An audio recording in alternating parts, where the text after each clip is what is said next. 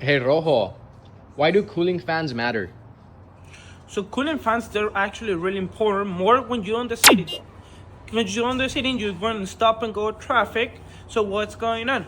So your radiator doesn't have enough time to cool the coolant, so get back inside the engine and cool the engine down. So that's what we have fans. The fan, what it's gonna do, it's gonna suck more air, getting passed through the radiator, cooling down your coolant.